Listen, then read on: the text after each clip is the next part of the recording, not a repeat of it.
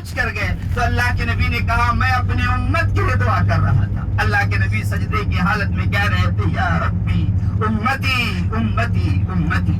اللہ کے نبی صلی اللہ علیہ وسلم سجدے کی حالت میں 3 دعائیں مانگی ہے جس میں 2 دعا قبول ہوئی تھی اور ایک دعا کا جواب نہیں آیا تھا. وہ دعا یہ تھی کہ آپس میں محبت ہو, فتنہ فساد نہ ہو, قتل و غارت نہ ہو. اس کا کوئی جواب نہیں آیا. پہلی دعا یہ تھی کہ ہماری امت کے اوپر ظالم و جابر بادشاہ کو مسلط نہ کرنا. اللہ پاک نے دعا قبول فرما لی.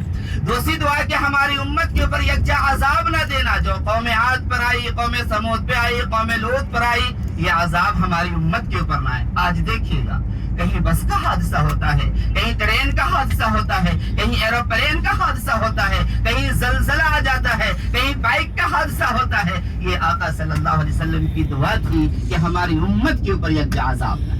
زائرین, آج کی ہماری سب سے پہلی منزل و مقام ہے جو اسلام کی تاریخ کی وہ عظیم جگہ جہاں کفار نے اپنا فراز نکالا تھا, جہاں کفار نے اپنا درد نکالا تھا. چونکہ اللہ کے رسول صلی اللہ علیہ وسلم کی 53 سالہ زندگی مکی ہے اور اس مکی زندگی کے اندر محمد رسول اللہ صلی اللہ علیہ وسلم کی ذات مقدسہ صبر کے پر گزار رہے. لیکن جب اللہ کے نبی صلی اللہ علیہ وسلم شہر مکہ کو الوداع کہہ دیے تو کفار مکہ کے پیٹ میں درد شروع ہوا.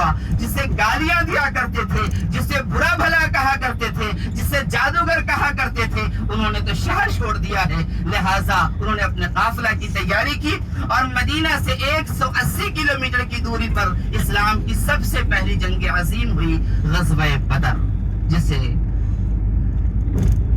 بدر کا میدان بھی کہتے ہیں اور جنگ بدر بھی کہتے ہیں. شاید اس جگہ کو آپ دیکھ لیے ہوں گے. وہاں سے مسلمانوں کی فتح نصیب ہوئی. 70 کفار مکہ ہلاک ہو گئے, 70 جہنم رسید ہو گئے, گرفتار ہوئے اور 70 جہنم رسید ہوئے. اس کے بعد سن 3 ہجری کے اندر چند دنوں کے بعد سال کا وقفہ بدل رہا ہے.